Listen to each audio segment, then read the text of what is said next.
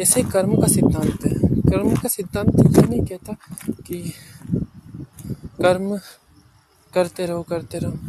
आपको पता होना चाहिए आप क्यों कर रहे हैं वो चीज़।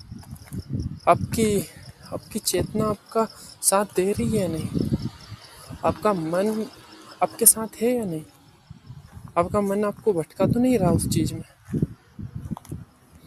या फिर आप अपने मन के भटकावे में वो चीज़ कर रहे हैं। आपको पता होना चाहिए चीज़।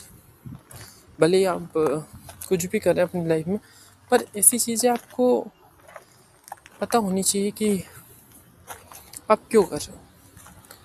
वाई आपको पता होना चाहिए। अगर आपको वाई नहीं पता है तो आप कुछ नहीं कर सकते अपनी लाइफ में। मुझे एक बात याद आई, ओशो ने कहा था कि अनुशासन में नहीं रहना चाहिए। अनुशासन नियम, और नियम में बंध के ज़िंदगी का मज़ा नहीं उठाया जा सकता। और मैं ओशो को बहुत मानता हूँ। उनके पास शायद इस दुनिया का बहुत ज़्यादा नॉलेज था, बहुत। और उन्होंने सही कहा है कि अनुशासन में बंध के हम मज़े नहीं लूट सकते इस दुनिया में, क्योंकि अनुशासन हमें स्वतंत्रता नहीं देता। अनुशासन हमें कैद करता है। अनुशासन हमें एक जानवर से एक इंसान की तरह सोचना सिखाता है। क्या आपको लगता है कि जानवर किसी अनुशासन का पालन करते होंगे, किसी डिसिप्लिन में रहना जानते हो? नहीं, वो स्वतंत्र रहना जानते हैं। आप किसी भेड़ को ये नहीं कह सकते कि ये रूल है, ये आपको फॉलो करना है, इतनी बजे उठना, इतनी बजे सोना, ये करना, वो करना। नहीं, आप नहीं करवा सकते उससे, क्योंकि वो आज़ाद रहना पसंद है। उसके अंदर ये सिम्टम्स ही नहीं है कि वो कभी ऐसा भी होगा कि वो भी लाइक किसी नियम का पालन करेगी। नहीं कर सकती ना। ऐसा ही है। अगर आप जानवर की तरह जीना चाहते हो, अपने ईगो में मस्ती करना चाहते हैं, आप बहुत ज़्यादा एंजॉय करना चाहते हैं लाइफ को, आप लाइफ को लाइफ की तरह नहीं लेना चाहते, आप लाइफ को एक लास्ट ऑप्शन की तरह लेना चाहते हो, और आपको ये लगता है कि इसके बाद कुछ भी नहीं होने वाला और हमें एंजॉय कर लेना चाहिए इस दुनिया में जितना हो सके उतना, तो भी लाइक करो यार, एंजॉय करो। मैं तो यही बोलूँगा। मैं ये नहीं बोलता कि कोई गलत है कोई सही है, मैं ये बोल रहा हूँ कि आपके लिए क्या सही है। आप आप सच में एंजॉय कर सकते हैं अपनी ज़िंदगी को। अगर कर सकते हैं तो करो, फिर ठीक है।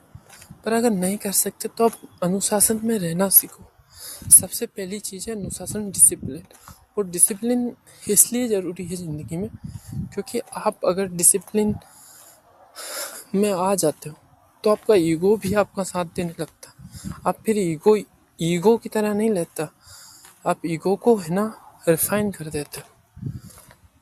आप उसको एक ब्रेव, अपनी बहादुरी में बदल देते हो। वो ईगो नहीं रहता, वो आपका आत्मविश्वास बन जाता है, घमंड नहीं रहता फिर। इसलिए कहता हूँ कि डिसिप्लिन जरूरी है। अगर आप ईगो के साथ जीना चाहते हैं तो देखो, बहुत सारे लोग हैं जो ईगो और इनमें बहुत मानते हैं। मैं भी मानता हूँ। मुझे पता है, फर्स्ट ईयर से सेकंड ईयर तक यही लगता रहा कि अगर काश मेरे में ईगो होता तो ऐसा होता, मेरे में ईगो होता तो मैं वहाँ पर ऐसे रिप्लाई दे सकता था, मेरे में इतना ज़्यादा ईगो होता तो मैं अब आज बेस्ट प्लेयर होता, ये वो। पर असल में नहीं था तो नहीं था। मुझे अफसोस करने से कुछ नहीं होता। हाँ, मुझे अफसोस बहुत ज़्यादा होता है, ये मेरी कमज़ोरी है। हो सकता है आप में से कोई ऐसा इंसान हो जिसको अफसोस होता हो, पर मुझे बहुत ज़्यादा होता था। और मैं अपनी लाइफ में अफसोस में बहुत ज़्यादा चाहिए, हर छोटी चीज़ के लिए, हर बड़ी चीज़ के लिए मुझे अफसोस होता था कि क्यों ये चीज़ क्यों हुई, ये चीज़ मैंने क्यों की। एनीवे, पर फिर भी मैं लास्ट में खुद को समझा लेता था कि ठीक है यार, ये भगवान की इच्छा थी, ये वो, ये वो, मैं तो गलत था ही नहीं कभी, बहुत सारी चीज़ें। क्योंकि असल में मैं गलत होता भी नहीं था, मेरी नज़रिए से मैं हमेशा राइट होता था। मेरा नज़रिया मुझे हमेशा ही सही दिखाता था, बट मेरे अंदर एक मैं था जो मुझे आवाज़ देता था कि नहीं, उनके अंदर भी फीलिंग है और वो कैसे सोचते, ये तुझे सोचना सीखना चाहिए। और मैं उस तरफ से सोचता था तो मुझे हर्ट होता था कि मैंने गलत किया। बाकी मैं सही करता था जहाँ तक मुझे लगता।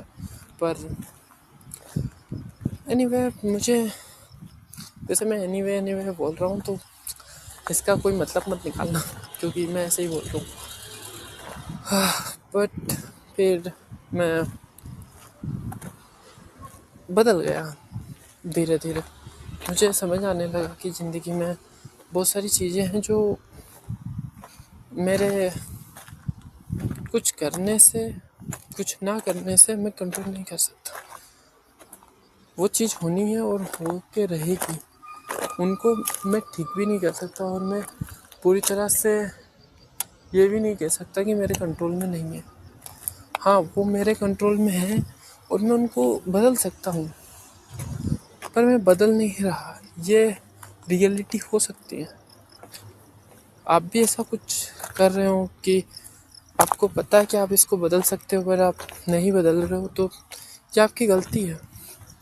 आपकी फैमिली आज स्ट्रगल कर रही है आपके लिए और आप उनके पैसों से कुछ कर रहे हो जो उनको फ्यूचर में कोई फ़ायदा नहीं देगा, तो आप मत करो उस चीज़ को।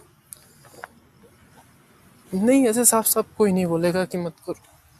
हाँ, वो आपको बहुत ज़्यादा ज्ञान देंगे कि क्यों नहीं करना चाहिए।